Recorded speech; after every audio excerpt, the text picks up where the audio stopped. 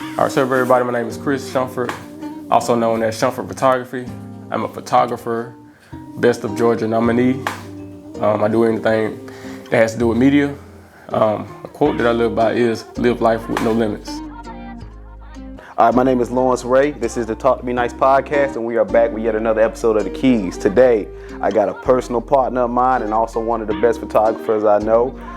It's fair to say that you low-key have taught me everything I know about photography. So it's no better person to come here and give the keys on photography than this person sitting right here with me. Y'all should know him, but I guess they would know you if they came to the Talk to Me Nice filmings, but maybe not so much on camera, because this is one of your few times in front of the camera, not behind it. So for those who may not know you, of course, go ahead and introduce yourself. All right, so for those who don't know, I am Chris Shumphard, aka Shumphard Photography. I started working with you probably coming up on 2 years now? Yeah, it's been a while. It's crazy that we sitting down today, because I just got a memory yesterday from when we did the photos last year for the 1 million views. Yeah, for the chest. So that was a year, so we met probably a few months. And we was working months before that. Before that, so yeah. But nevertheless, man, I'm Chris Shumphard, the photographer. Best of Georgia nominee. I've been at this for 3 years. I started back in April of 2020. Came out to a pretty fast start. Everything just kind of got rolling kind of fast. So I never had the time to really go through, I would say, the super rough new patch that a lot of people go through. As soon as I started off, I started pretty much getting paid to do stuff before I could really even learn. So I was getting paid while I was learning, and it just had to keep going from there. Let me ask you that, because that's something that actually is, I mean, like I said, everybody's journey is different, so everybody doesn't get to come in and automatically make money. Mm-hmm. So was there anything you did specifically that you could give advice to somebody on, how you managed to get around that, or is just kind of place and time and you kind of just lucked into it? No, man, what I did in the beginning when I first bought a camera, I started out with a little Rebel T7, and I used to go out to random places and take pictures of random stuff. Like, I think the first picture I took, I went out to the Houston Lake. Is it the Houston Lake Dam out there going toward Pier? Mm-hmm. I think so. Don't have me lying. The waterfall. Don't have me lying, but I think so. Yeah, I went out there. That was the first picture I took, bro. And I posted it. It looked like a screensaver. Everybody was asking, "Did you take that? Did you take that? Did you take that?" I'm like, "Yeah." And as good as it came out, I couldn't even believe it. For real, that's how good it was. And I tried to go back and mimic that picture. I can't do it. Yeah, that's crazy you say that, because when I started doing photography, I was working with a church. Shout out to Rikus and the church he passed us for. Man, I got so lucky. It's the biggest picture up there. It's that one. It looked like a movie. I was like, oh, okay, I'm lit with it. And then I went back. I've been back to the church 3 times. Now I take good photos there, but it's never been that again. It's always the luck of the first time going out there. But of course, you said you came in and you took photos, and then immediately everybody was like, "Hey, take our photos." Bro, I kid you not. I took pictures of random stuff. So the first picture I took was the dam. Then I'd be out in the yard taking pictures of flowers. So some of the same stuff I do now. I do the more close macro. But now I was doing that at a beginner level. I was doing that with a little kit lens. But I'm out there just wherever, taking pictures of cars, tires, whatever, and I'm posting it. And people just starting to like it. And then the first actual gig I did my niece's little birthday party. Mm-hmm. I didn't even want to charge. They were they wanted me to take pictures. I'm like, I ain't want to charge. So I charged $25. I'm like, just to say I can charge, but I really don't want to do it. But they ended up coming out real good. Let me ask you this: for somebody who's trying to decide on what equipment they should get, like you said, you started with a Rebel with a kit lens. For people who don't understand what kit lens, kind of give them a quick overview of exactly what a kit lens. Because I'm speaking for somebody who got into photography. Yeah. I didn't know the difference between a kit lens and a prime lens for the longest until, of course, you told me. Yeah, kind of break down real quick. We ain't gotta get in depth with it. Just what's the difference between a kit lens and a prime lens? All right, so the kit lens is most likely the one that comes with the camera. Especially the Rebel T7 is nothing but a $500 camera, if that. Mm-hmm. Yeah, but kit lens, it's gonna give you the basic photos. It's not really gonna do nothing spectacular. It's a lot of people out here that still work with it though. So I mean, you can make it work. I guess with kit lens, it depends on how I guess detailed you want the photo to be. Because I think it messes up when you start to pixelate it too much. That's the difference in the. You jack them settings up a little bit. The kit lens, you're gonna start getting more grain and stuff real fast. But a prime be a lot more expensive. Yeah. And rightfully so. Prime lens gonna cost more than the camera more times out of 10. That's a fact. So, you came in, obviously you had a Rebel, so you had a Canon. For people trying to decide on what type of brand, is there any advice you get to that, or just what works for them?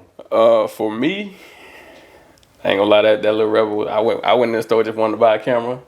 And shoot, that was the one I seen. I ain't know nothing about it. I knew nothing about photography at that time. So when I looked it up, that was actually like the number one best training camera, like the best camera to start with. Canon pretty easy, pretty easy to catch on to. The main reason I shoot Canon, a few different reasons. Touchscreen, that's got to be number one. Convenience. Yeah. I'm all about convenience.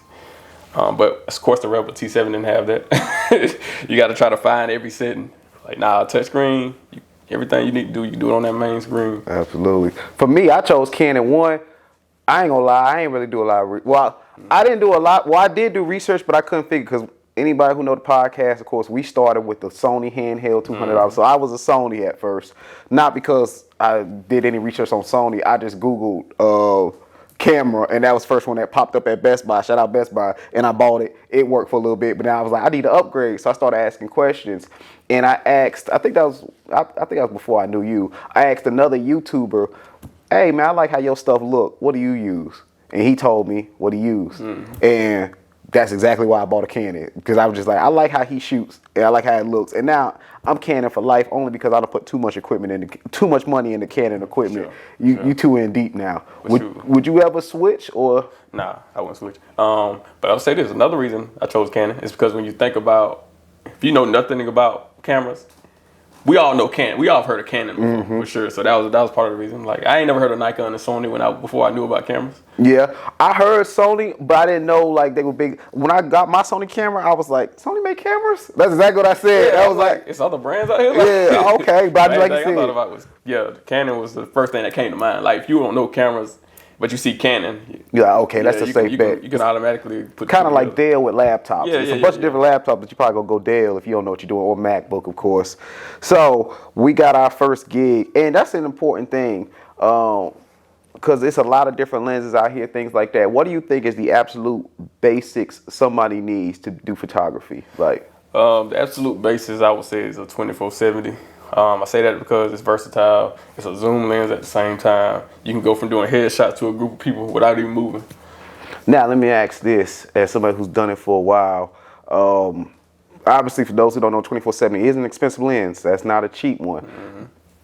Do you think they should, like somebody who's just coming off the street to do photography and they haven't really decided if it's a hobby or if it's going to be something professional, should they put that money into it, getting a 24-70 off rip, or is there something maybe that should try it out first and then go get that?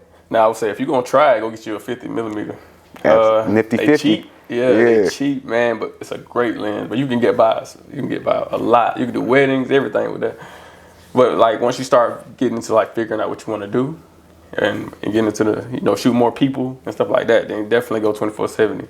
Don't just come off the street and buy like a 70-200. You're going to be, you know what I mean? You're going to be really like, you'll really be flat out of luck. That's a specialized lens. Yeah, it's expensive, it's heavy. And shoot, man, it's just, you don't need it for all them cases. Yeah, it really only worked for certain scenarios, to be honest. That's a good thing. Yeah, because one thing I struggle with, and I don't want to say struggle because all I had to do was text you, but everybody don't have you like a mentor kind of showing them what to do. So you said the 24-70, that's kind of like your everyday one for people who don't know which type of lenses to get. You got the 50mm, which is a little bit kind of up close, but you can still, like you said, step back a little bit, do what you want. It's a cheaper option. 24-70, more general, but you can still do everything. It's kind of a workhorse. Then the 70-200, that's more specialized, maybe for like events or things you just can't get in people's faces on. Those are basically, to my knowledge, the three major lenses that you need to kind of be proficient. Is there another lens that you would recommend that somebody should have in their arsenal, or is everything else just kind of extra? I mean, my go-to is, but because the way I was taught, and that's when I first started, I was shooting with a guy. Well, I didn't actually shoot with him, another photographer. He was telling me that you don't really have to buy a whole lot of lens. You just have to cover all the focal lengths.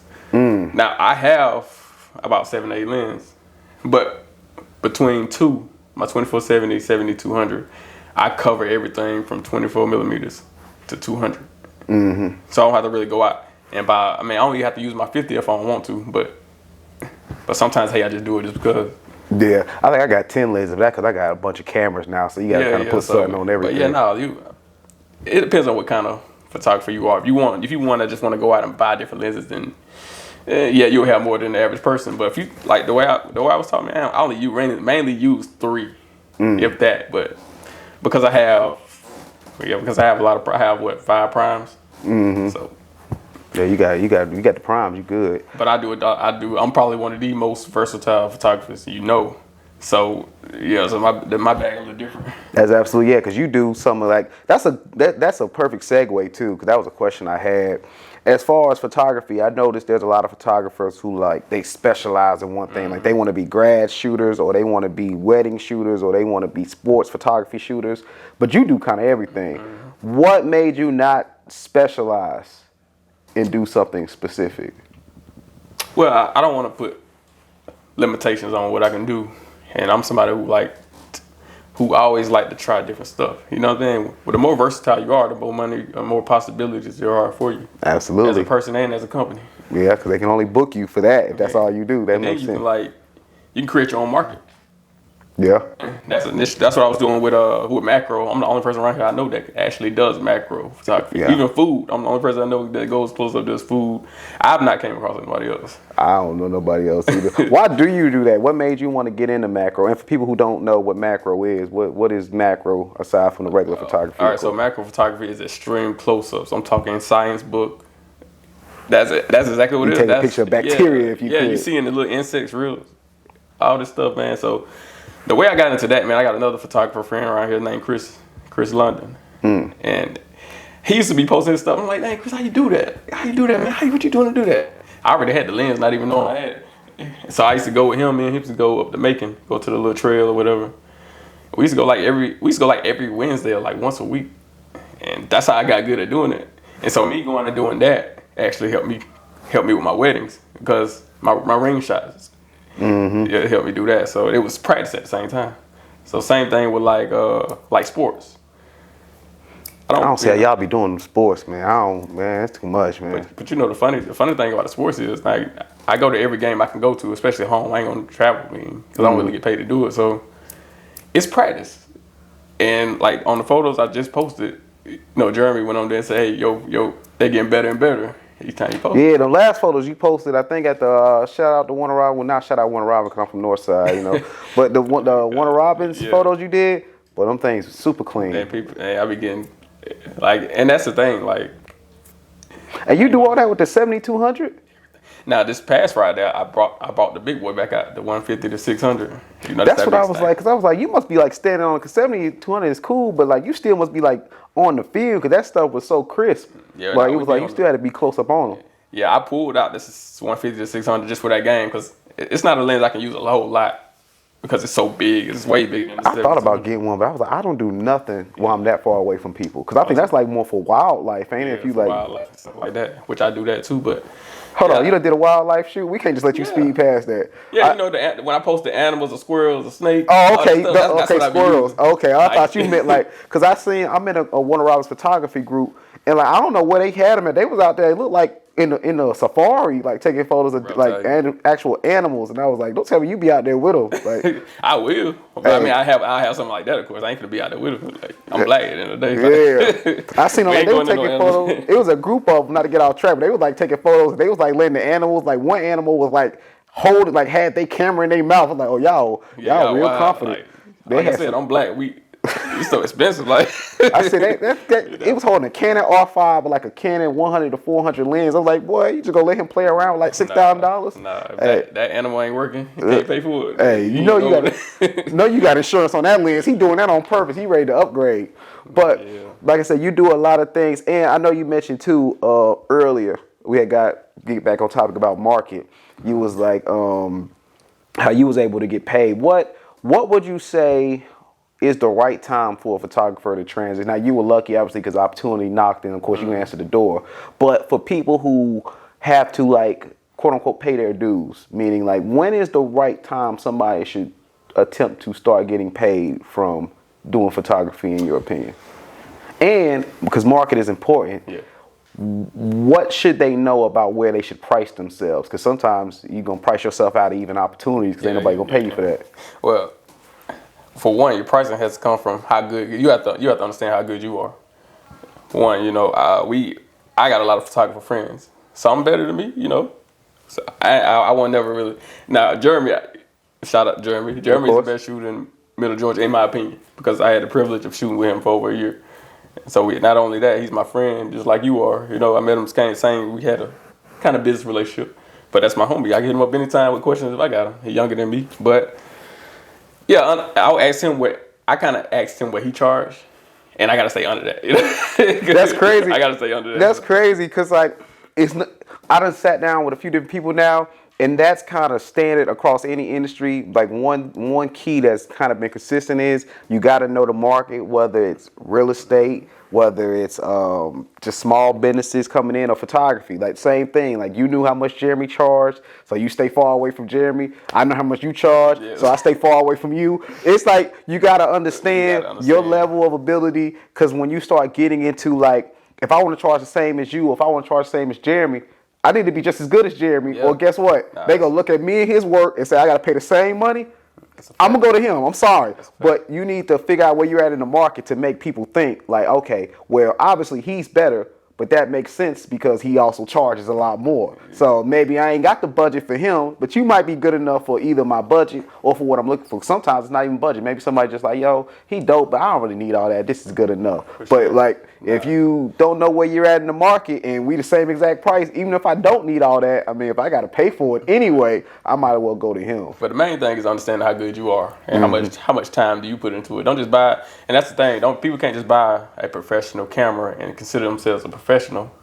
Now, the things that make you a professional is that time and effort, and stuff that you're actually putting into it. Yeah. Because I done seen people with the same exact gear look completely like, y'all use the same stuff? Yeah. Like, because even like getting the gear, because I'm not going to lie again, he done told me everything. A lot of this stuff I got, obviously, what I need to get, you told me, I get it. Hey, bro, this don't look like what you be doing. Like, it's just being real. Like, what am I doing wrong? It's simple things. Like, even when you get the equipment, learn how to use it. You got to position it the right way. Like, or you kind of wasting money. Like, it look good, you look professional, but you still an amateur with just professional gear.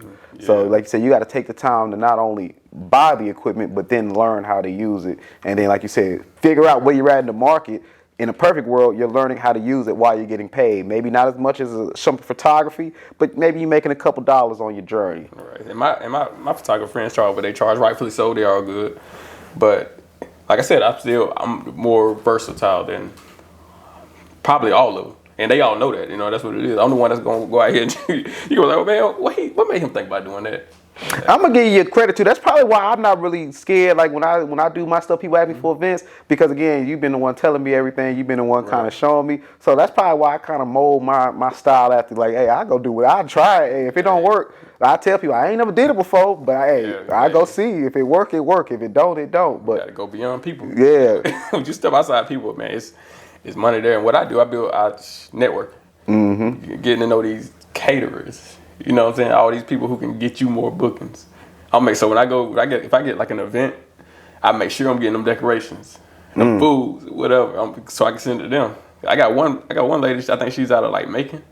She be everywhere, like Atlanta. She done got me gigs in places I ain't never been before too. Because she recommended me, so I'm like, I love that. I always take care of her. One thing I definitely credit you on, because you even did it when I met you. That's how I met you. You've never been scared to go out. Hey, my name Chris. I do photos. I do whatever you need with a camera. I go out and do it. You always at places, networking. That's been probably why you have such a vast clientele all over the place, because of the fact I've never seen you be nervous to go out there and just put your face out to people. Where a lot of photographers who like are at your level of notoriety or at your level of stardom, they'll be like, I'm too big to do that. They want me, they'll call me, they'll reach out to me. I'm not reaching out to them, but that's never been you or your persona. Oh man, you look, them first 2 years, man, I used to drive to Atlanta, not having no gigs, not knowing what's gonna happen. Like I be looking up different events. I just go up there, network, pass out cards.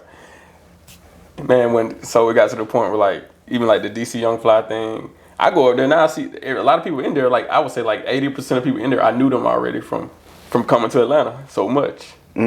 And these people I met spread out. They all just so happen to be in the same event.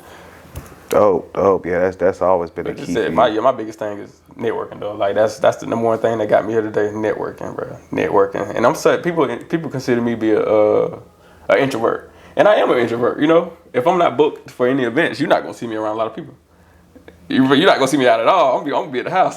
Hey, one common thing, and everybody I sat down with in this series, because again, with this series, I'm not, don't disrespect anybody. I'm looking for people who I know are at the top of their industries doing what they supposed to do. Everybody's kind of had the same thing. Everybody's an introvert. Like nobody I've sat down with yet just likes to come out. No, and that's probably why it's kind of like character traits I'm seeing with everybody. You come out for a purpose. Once that purpose is done, I'm going back to the crib. There's not a lot of wasted time. There's not a lot of wasted movement. I'm in and out, get the job done, go home. And that's, not that people can't be, outgoing and things like that and still be as successful. But sometimes being an introvert, the fact that you don't want to be there, you're just committed to the cause, committed to the goal. And that's probably why it gets done so consistently. Because if I go out a few times and nothing got done, I'm cool next time. I'm not coming out. For sure. But if you just like going out, you might just still keep going, doing absolutely nothing. Nah, man, look. You see what these young cats doing these days, man. Look, the best place to be is back to the house, man. Yeah, that's a fact. You transition from just a photographer to a business owner, which is a major step because and this is something else we probably need to bring you back. This is a whole different kind of business conversation for this part of it. But because there's a lot of photographers who never get their own studio, they just don't see the need for it. When or why would you tell a photographer to maybe go from just maybe renting studios to actually getting their own? Because that's not for everybody. No, it ain't. But it's one of the things I would still say, know your market, know your clientele. And it all depends on what your goal is. Like if studio photography is something that you want to do, then you probably want to look into getting a studio. Yeah. But the two, realize if you get a studio, it is another bill. It is another. That's 100% fact. It's still other utilities that come with that. So it's just all in what your income level is and stuff like that. Or how, of course, use your clientele to pay for it. I mean, that go back to knowing where you stand in the market, because maybe if you are getting a lot of clients, then it makes sense. But if you're barely getting a couple dollars as is, then you probably not ready for a studio. I can see the both sides of it, because if you're getting a lot of clientele and you keep having to rent somebody else's studio out, then maybe, instead of renting somebody else's, when I add it all up, I could have paid rent at my own studio and then maybe made some money by renting it to other people. But if you only getting a few bookings a month, don't go get a bill. Like you said, the studio is a bill. Like, because whatever you might be doing now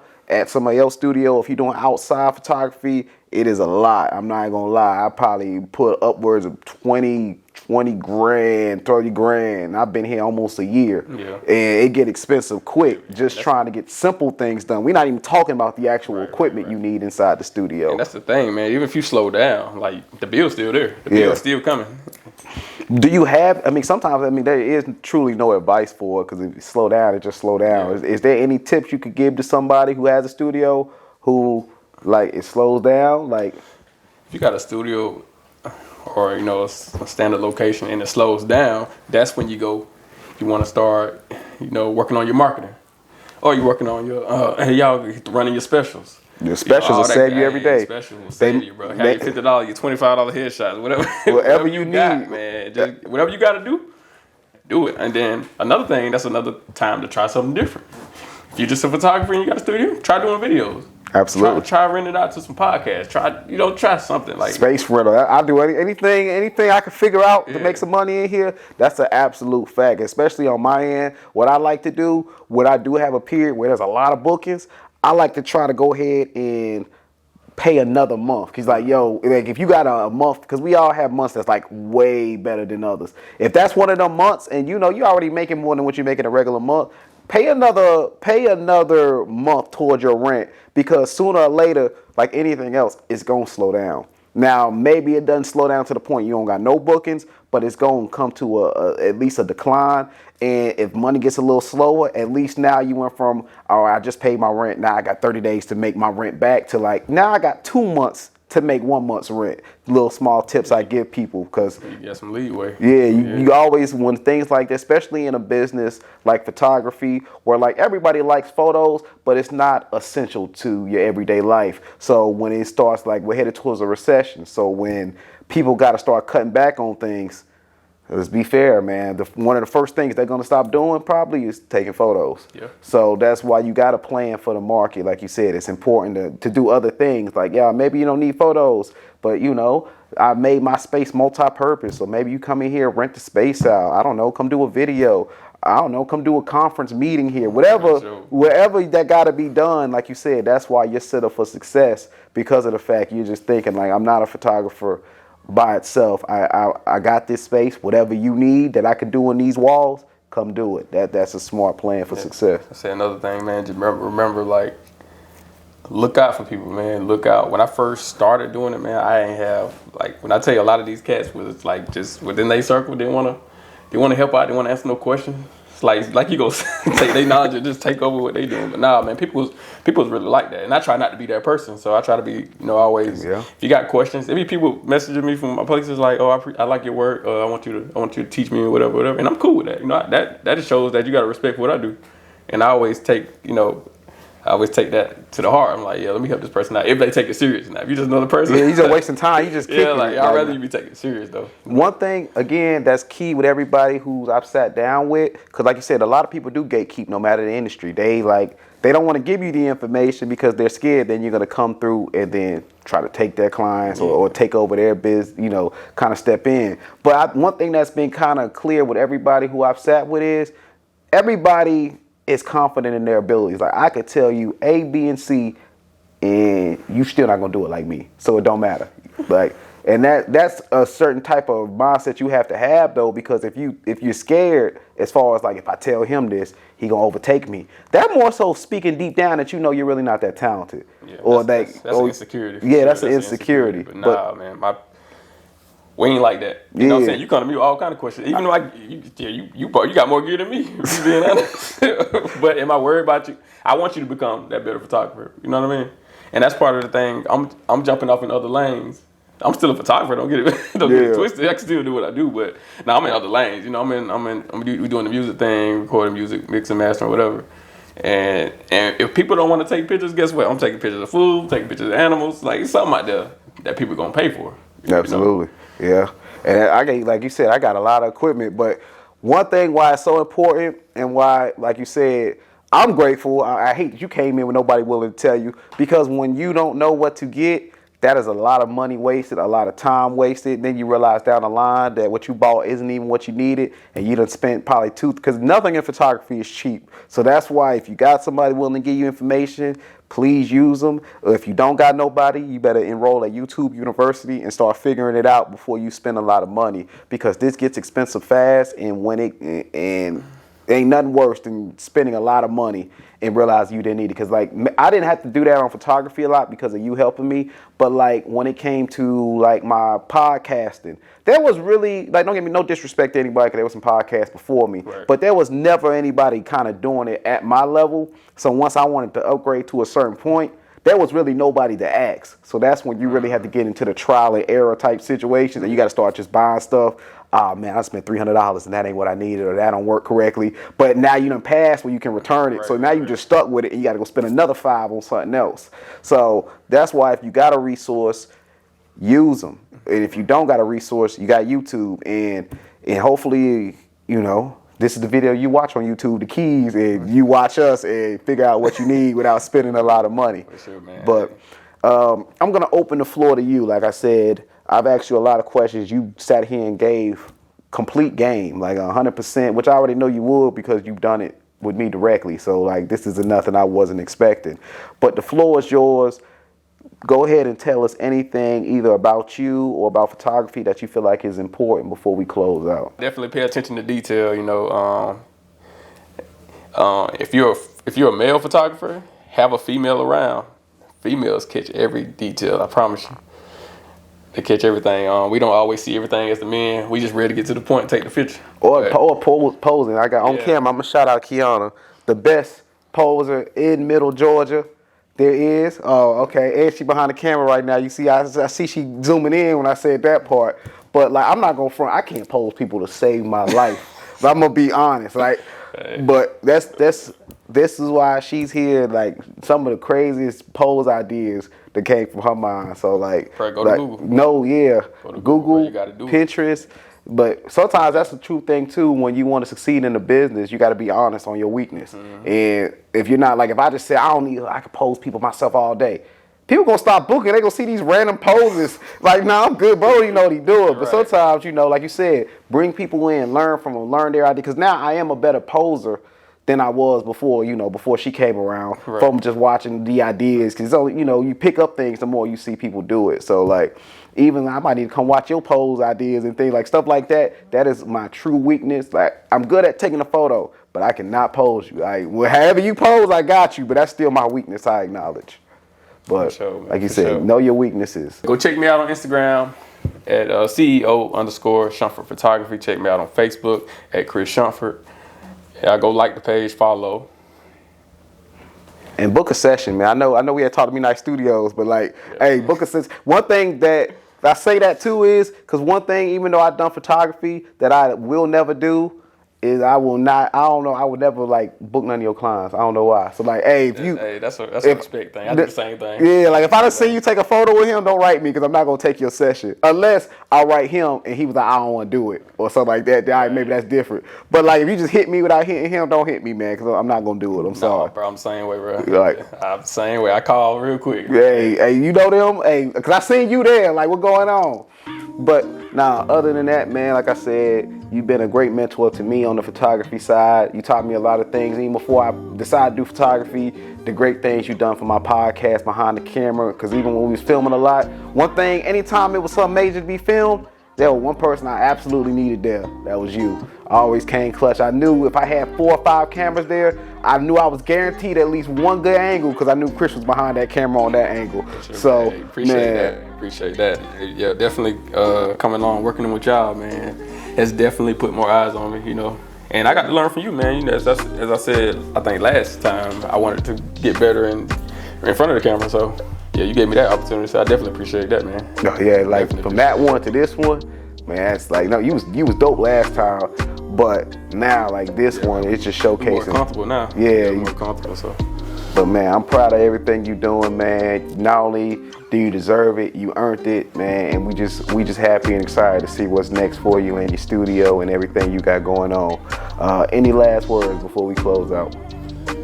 Any last words? I'm gonna just get some shout outs. You know what I'm saying? We're gonna get some shout outs. Shout out to Jeremy. Shout out to Key on the camera. You know what I'm saying? Shout out to, let's see who else we got out here. We got a whole lot of people out here, man. But hey, if I ain't say your name, I appreciate y'all. Shout out to Talk to Me Nice. Hey, no, that's a fact. That's a fact. Shout out to Jesus. Hey, Appreciate always. Appreciate the bit, dog. Hey, I always have to get some points of Jesus, definitely. Man, but like I said, it was an honor and a pleasure because I know how busy you are. You could have been 1,000 places, so I appreciate you taking the time to come here. If you have nothing else to say, though, my name is Lawrence Ray, and this was another episode of The Keys.